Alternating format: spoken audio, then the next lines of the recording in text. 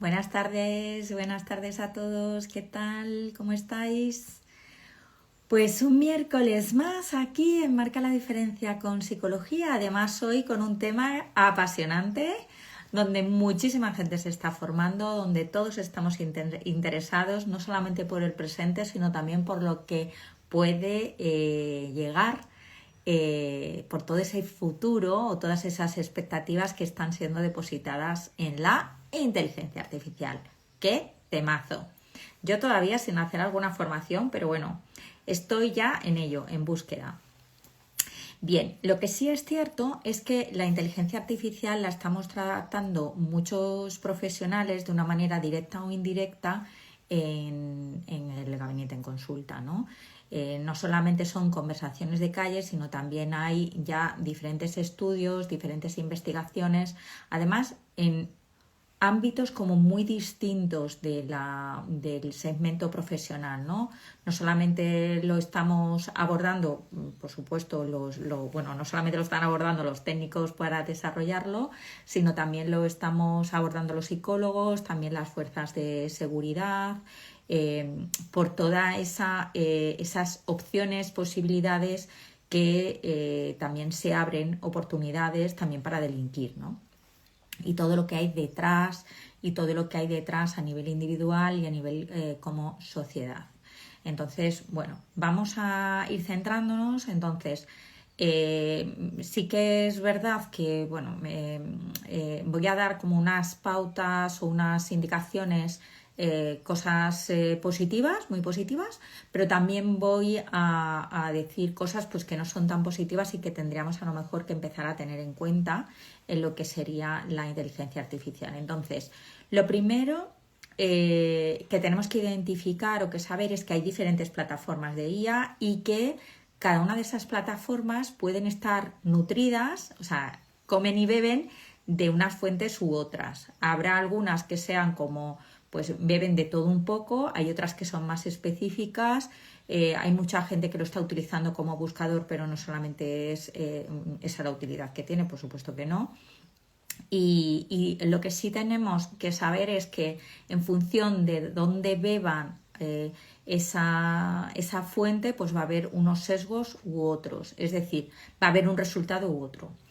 Hay otra cosa que tenemos que tener en cuenta y es que la IA examina muchísimos datos y todo ese conjunto de datos realmente hace como un filtrado. Y ese filtrado son de cosas o bien que se repiten o que han tenido mucho impacto, pero a veces estamos perdiendo lo que nosotros diríamos el detalle. Y en ese matiz y en ese detalle, tanto a nivel, por ejemplo, los abogados, a nivel legislación o en mi caso particular como psicóloga, eso importa. ¿Por qué? Porque va a dar una diferencia sustancial en el resultado, ¿vale? Entonces, hago mucho hincapié en de dónde bebe o se nutre la aplicación que nosotros estemos utilizando, porque ya va a haber unos sesgos implícitos y explícitos en el resultado, ¿vale? Entonces, esos detalles sí importan y, insisto, como es una minería de datos, siempre se va a quedar o con los más recurrentes, o sea, con los que se repiten más, o bien con los que han tenido como más repercusión a lo mejor, ¿vale? Pero luego ese matiz, esa delicadeza en el trato de los datos, en esas particularidades, pues eso lo va a obviar porque a lo mejor es irrelevante o no se tiene tanto en cuenta. Entonces, partiendo de ahí, esta minería de textos, esta visión computacional, también hay un reconocimiento del lenguaje, pero también hay mezcla de imágenes, nos van a dar un popurrí que es explosivo, altamente explosivo, no solamente a nivel psicológico, sino también a otros niveles. Por eso os comentaba antes que no solamente lo estamos abordando las consecuencias, pues los técnicos lo están desarrollando, pero también las fuerzas de seguridad lo están investigando, porque realmente hay mucha repercusión que puede traer este desarrollo, ¿no? Está muy bien que la inteligencia artificial teóricamente o conceptualmente viene para ayudarnos, pero también es el uso que nosotros le demos, ¿no? Y aquí a lo mejor ya empiezo a hilar con cosas que a lo mejor no son tan positivas. Si el 80% de los expertos en datos pensaran que la IA aumenta los problemas de seguridad en los datos, si el 55% de los expertos, que esto estoy leyendo los datos, ¿vale? Para no bailar los números, si el 55% de los expertos también pensó que la IA podría exponer inadvertidamente información confidencial, que es una de las mayores preocupaciones, por cierto, y el 57% informó sobre esos ataques impulsados por la IA en los últimos 12 meses, pues realmente tenemos ahí un cóctel Molotov interesante, importante a tener muy en cuenta. Entonces, ¿en qué, yo ya como psicólogo, ¿vale? ¿En qué nos va a poder afectar? Hay una competencia que nosotros solemos desarrollar en los fundamentalmente en la época ahora de la ESO y antiguamente pues del BUP, ¿no? De lo que sería entre los 12, 13 años hasta que ya incluso los que acceden a la universidad, pues hasta la universidad, que es la capacidad de análisis y síntesis, ¿vale? De hecho, en algunas ocasiones yo en consulta muchas veces digo, ¿os acordáis de cuando nos obligaban a hacer comentarios de texto y decíamos otro comentario de texto? Por favor, otra vez argumentar, a desarrollar, no sé qué, no sé cuántos. Pero eso sí nos hacía tener en cuenta un montón de información que nosotros teníamos primero que analizar, que agrupar, que sintetizar y que sintetizar es resumir, ¿no? Y que destacar, digamos. Entonces, ¿qué es lo que ocurre con la inteligencia artificial? Que ese trabajo ya te lo hace. Es decir, si tú le preguntas, resúmeme el Quijote, pues te lo va a resumir. No te lo has leído. Tú no tienes entonces esa competencia. Voy a hacer un símil que es un poco tonto, por así decirlo, entre comillas, pero sí que es verdad que nos puede servir. Antes nosotros nos guiábamos por mapas o puntos de referencia cuando no teníamos el Maps, el Google Maps o la aplicación que vosotros utilicéis para guiaros con un mapa. Era todo en papel o de memoria o por puntos de referencia.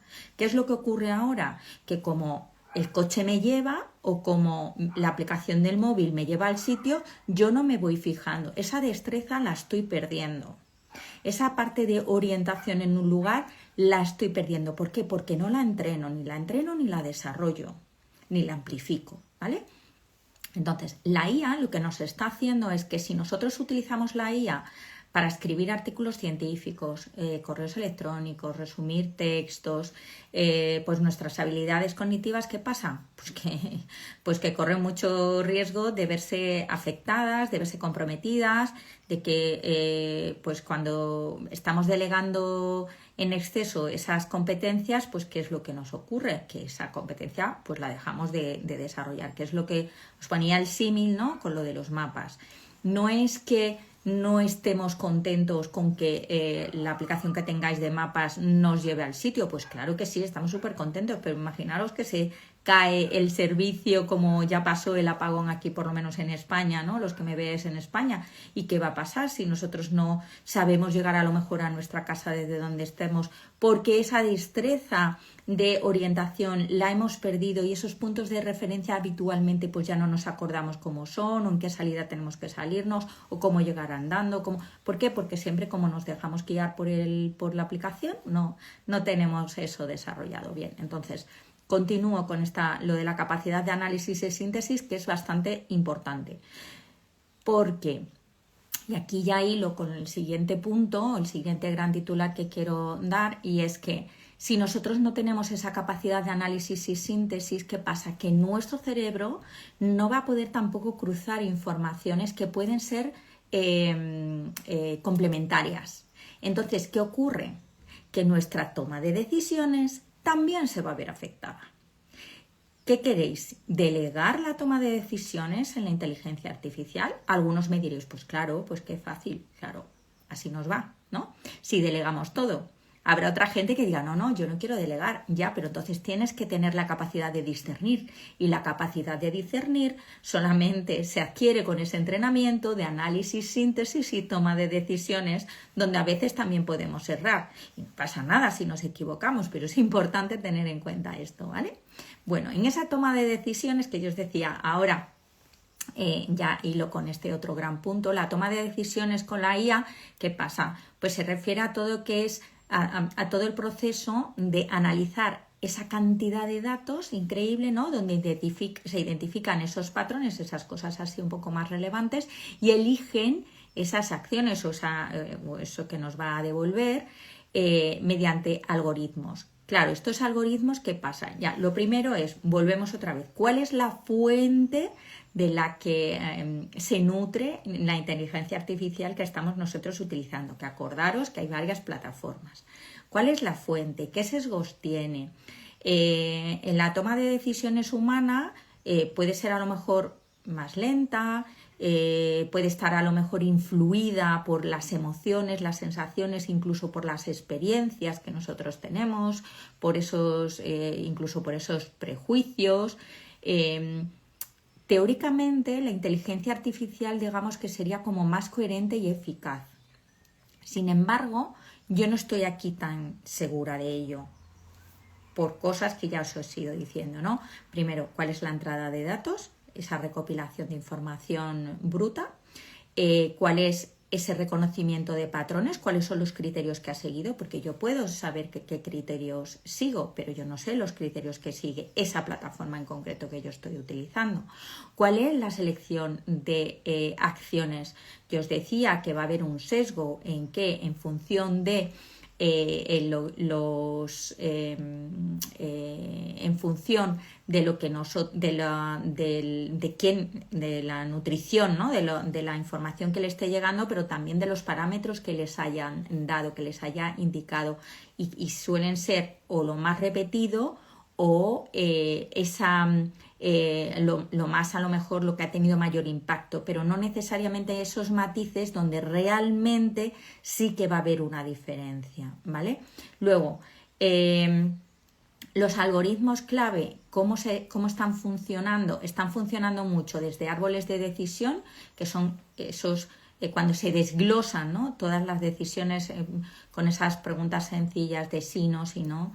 Las redes neuronales, que ahí sí que está inspirado en lo que sería en el cerebro humano y sopesan muchos factores, destacando sí eso que se repite más, eso que yo os comentaba, y el aprendizaje por refuerzo.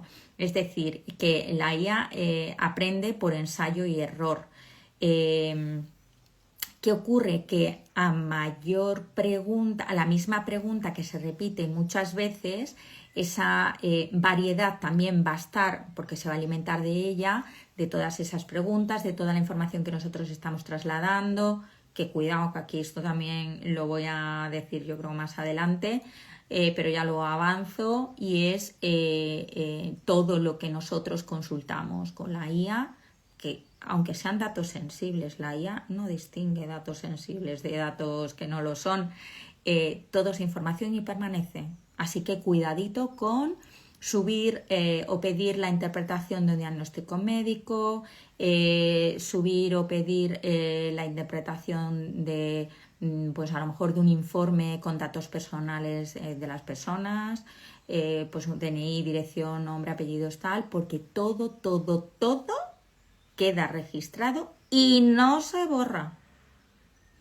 Entonces, eso yo no sé cómo lo van a ir dilucidando, sobre todo los que se dedican a la ética, que desde luego es un reto que tienen brutal en este aspecto, y yo creo que, claro, que vamos como a la zaga, vamos detrás de toda la tecnología, y a mí me parece que aquí tiene que haber una regulación bastante más ágil, porque nos están comiendo la tostada por todos los sitios, y yo creo que hay bastante precariedad a nivel de normativa, y salen ya las consecuencias y todavía ni siquiera se ha empezado a hablar del tema. O sea que, en fin, bueno. Vale. Luego, otro gran punto. Yo os he dicho, hay un gran punto que es la capacidad de análisis y síntesis. El segundo, la toma de decisiones. El tercero, el arte. Lo he querido traer aquí porque sí que... digamos que el arte lo tenemos muy vinculado a lo mejor a la pintura, a la escultura, también es la escritura, también son las novelas, también, bueno, hay un montón de montajes que se están haciendo También, o sea, lo podemos utilizar la IA como fuente de inspiración y luego la creatividad la aplica cada sujeto, cada persona que se ponga a dibujar, yo o a esculpir, o lo que sea de arte que sea, yo es que hay cero patatero, pero si yo lo utilizo para inspirarme, fenomenal, pero si el resultado lo expongo como mi obra, en realidad no es mi obra, es la obra de la IA. Y eso también va a traer, yo creo que unas consecuencias a nivel de autoría. No sé cómo lo van a regular esto en derecho, pero desde luego yo creo que va a haber aquí consecuencias en música, ¿no? A nivel también de educación, dentro de la parte más artística, pues para saber, por ejemplo, cuando alguien está tocando bien o mal, hay aplicaciones que ya lo empiezan a utilizar, ¿no? Para separarlo, para saber si eso es bueno o malo. Bueno, hay bastantes aplicaciones en la IA que ya se están utilizando incluso para saber si los sonidos están afectando de una manera negativa o positiva al ser humano. Bueno, todas estas investigaciones y todas estas aplicaciones pues están muy bien, pero la recogida de datos, insisto, quiénes son las personas que autorizan, cómo nos autorizan. A lo mejor algunos de vosotros habéis recibido llamadas donde vosotros decís una palabra como sí o dígame o cualquier otra y os la copian y eso realmente luego va a tener consecuencias legales porque, yo qué sé, a nivel de bancario, a nivel de tal, todo eso se hace también con inteligencia artificial. Más cosas, otro gran titular, las relaciones o el vínculo. A ver, el cerebro humano ya sabéis que es eminentemente social y además se regula socialmente, esto es muy importante saberlo. Entonces, disfrutar del contacto humano también es un plus. Cuando nosotros estamos relacionándonos con nuestras aplicaciones de inteligencia artificial como si fueran personas o parejas, el otro día me contaban que había una persona asiática, no recuerdo si, creo que era una mujer, pero no estoy muy segura, que se había casado con la IA. O sea, yo me quedé ojiplática, ¿no? O sea, esta parte realmente, la parte de las relaciones, del vínculo, qué es lo que estamos haciendo, qué es lo que estamos generando, es decir, el ser humano ya no es seguro para otro ser humano, no digo personas que sean malas personas, ¿vale? Sino en general, tan difícil es relacionarse con un ser humano que necesitamos la IA para tener una relación de algún tipo. Es decir, alguien que nos escuche y que nos dé una respuesta a algo que nosotros estemos preguntando o queramos, que necesitemos una conversación y vayamos a la IA. Bueno, yo también aquí lanzo preguntas, lanzo cuestionamiento que también es propio y compartido aquí con vosotros. Curiosamente, por ejemplo, en consulta, los mayores de 35 por ahí, no les importa hacer consultas online, sin embargo la gente más joven prefiere en presencial. Hay otros que no, pero en general, estoy hablando siempre de generalidades, es curioso, ¿no? Los más jóvenes sí necesitan ese contacto, al menos hasta la fecha, y los más mayores, como venimos de mucho contacto social tal vez, pues que no nos importa hacer sesiones online. Sin embargo, ahora también está cambiando eso. ¿Por qué? Porque la IA es como ese diario que antes escribíamos y ahora pues se lo contamos todo a la IA y la IA además nos contesta porque el diario no nos contestaba. Ahora sí hay una respuesta. Vale, bueno, yo voy dejando ahí comentarios, reflexiones y tal, y luego también iremos cerrando, ¿no? Las relaciones y la vinculación a mí me parece que es un temazo que está pasando porque nosotros no nos sentimos suficientemente seguros, entendidos, comprendidos por otro ser humano y necesitamos la IA para hacer esto, ¿vale? Que suele ser porque no sentimos juicio, pero claro, justamente por no sentir juicio, ¿Qué pasa? ¿Que es que las personas de las que nos rodeamos están todo el rato en el juicio, en la crítica? ¿O es que nosotros tenemos muchas inseguridades que hacen que cualquier cuestionamiento de argumento, de opiniones y tal, nos sintamos atacados como a nivel identitario? Lo dejo ahí como pregunta. Vale. Siguiente punto, siguiente gran titular, la frustración. Todo es para allá, dopamina a tope, eso genera adicción. ¿Qué pasa? Que me puedo pasar horas hablando con la inteligencia artificial. Siempre va a estar disponible para mí y además es complaciente. Con lo cual, ¿qué va a pasar? Que me va a dar siempre la razón. ¿Eso qué está nutriendo? ¿Qué está nutriendo? Interesante pregunta, ¿verdad? ¿Qué está nutriendo? Nuestro ego, y nuestro ego entendido de una manera más coloquial, no a nivel psicológico, ¿vale? Que el ego a nivel psicológico se estructura y debe estar, sino a nivel coloquial, social. ¿Por qué? Porque nos está validando, nos sentimos validados a través de el hecho de que la IA nos dé la razón y sea complaciente. Y algunos me diréis, bueno, no siempre. Fijaros cuántas veces no es complaciente la IA. Realmente siempre va a intentar daros respuestas que se acerquen mucho a la forma en que vosotros habéis escrito la pregunta. A lo mejor también le tendréis que preguntar que fuera lo más objetivo posible. Si preguntáis a la IA que sea lo más objetiva posible dándose esa respuesta, fijaros cómo os responde. Volverá a responderos probablemente desde esa complacencia, desde ese sesgo. ¿Por qué?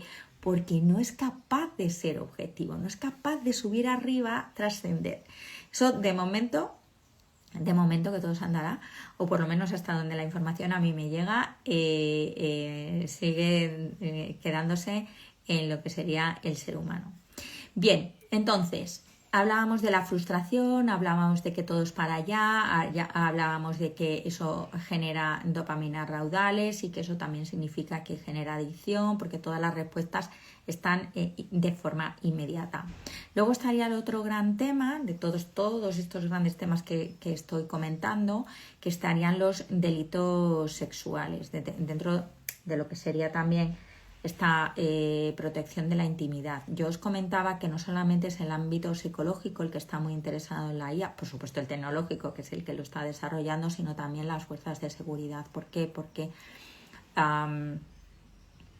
los delitos que hay detrás de lo que sería la utilización de la IA son muy graves.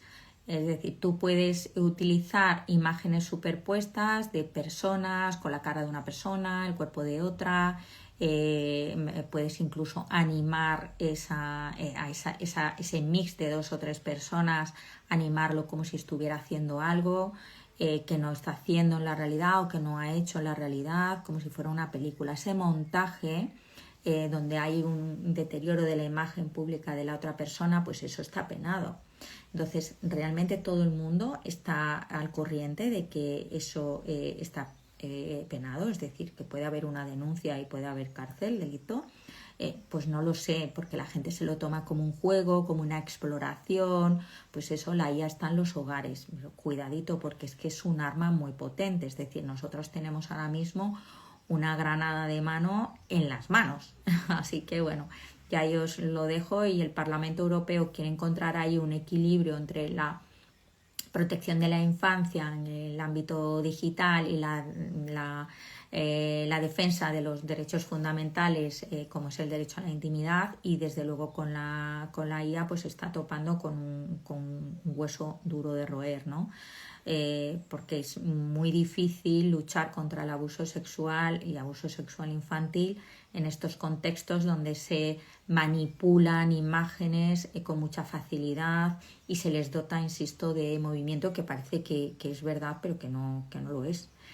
Entonces, yo sé que, bueno, que el Parlamento Europeo pues está avanzando en esta parte de la legislación, pero sí que es verdad que también pues van un poco a la zaga y van casi que cometiéndose los delitos y va va la legislación detrás, ¿no? Bueno, también suele pasar, eso también es cierto, y en este caso también los psicólogos pues estamos ya recibiendo en las consultas personas que están muy enganchadas, muy dependientes de lo que responde la inteligencia artificial. Así que bueno, es verdad que es un tema a tener en cuenta.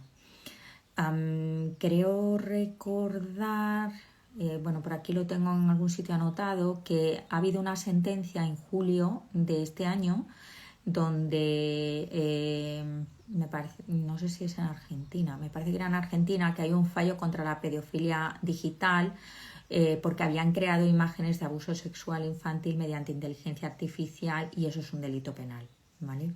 Entonces, bueno, pues realmente es urgente la toma de decisiones en la parte legal, pues por lo menos para frenar esa desde este ámbito, pero también tiene que haber una concienciación, lo que yo os decía, ¿no? Pues que tenemos como una granada de mano en las manos y que yo creo que no somos muy conscientes de las consecuencias que puede esto acarrear psicológicamente para las personas que lo usen de forma pasiva, es decir, no, el que delinque pues ya sabe lo que está haciendo, pero el que lo consuma pues realmente eso también está perseguido.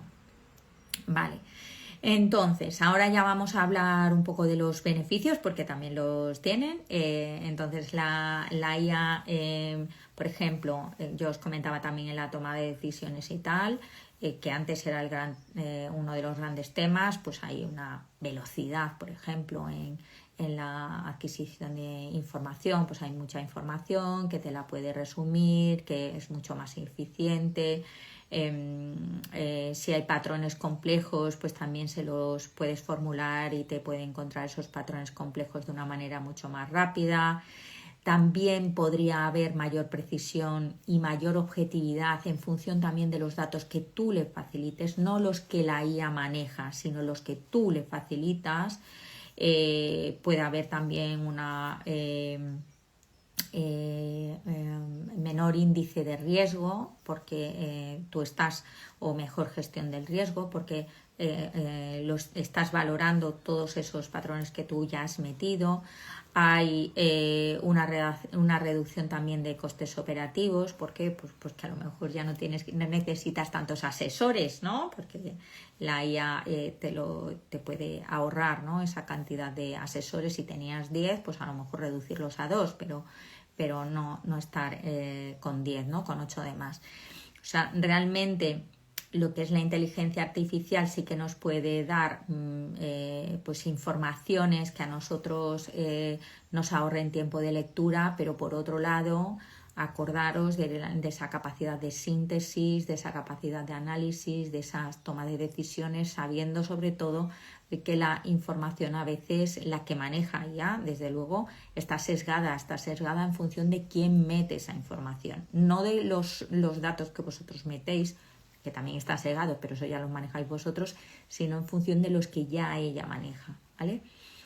Entonces, ¿qué es lo que nos encontramos en las consultas? Primero, la parte del vínculo, que esto es importante y ya lo reflejaba antes, que es lo que está pasando como sociedad, que el ser humano no es capaz, no está tranquilo o no se sienta a gusto en una relación con los demás, donde se sienten juzgados, criticados, donde también a lo mejor hay esa rivalidad, ¿no? Y esto en las redes sociales, sobre todo las que trabajan mucho la imagen, ¿no?